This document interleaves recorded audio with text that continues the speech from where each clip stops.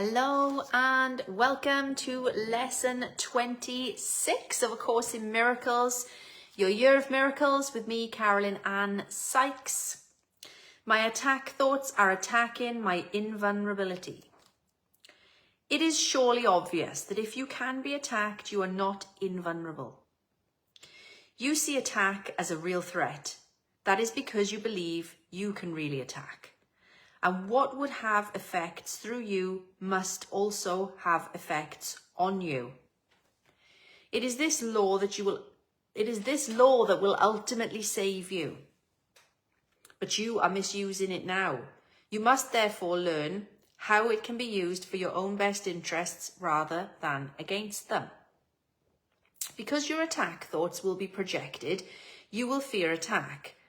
And if you fear attack, you must believe that you are not invulnerable. Attack thoughts therefore make you vulnerable in your own mind, which is where the attack thoughts are. Attack thoughts and invulnerability cannot be accepted together. They contradict each other. The idea for today introduces the thought that you always attack yourself. If attack thoughts must entail the belief that you are vulnerable, their effect is to weaken you in your own eyes.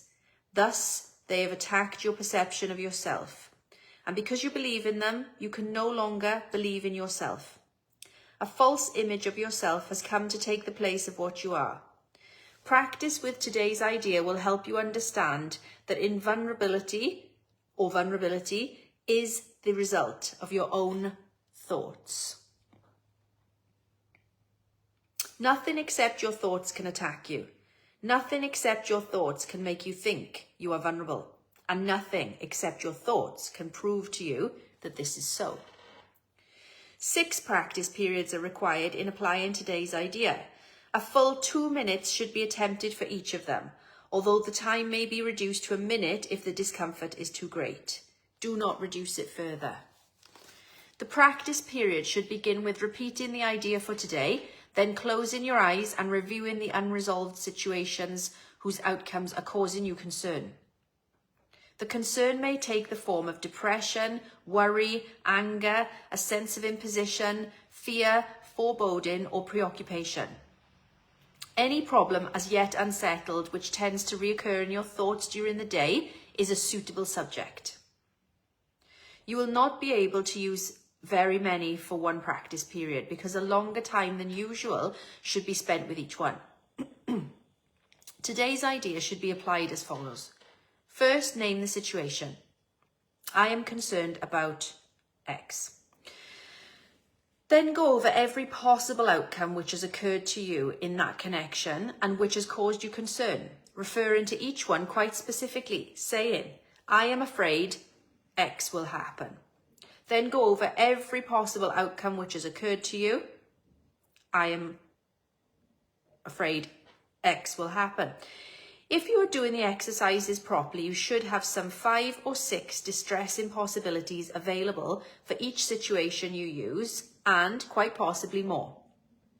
It is much more helpful to cover a few situations thoroughly than to touch on a larger number.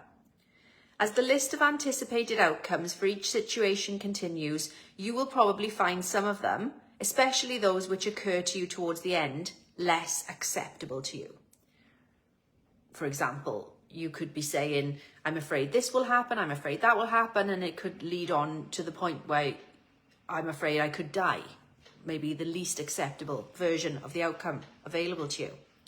Try, however, to treat them all alike to whatever extent you can.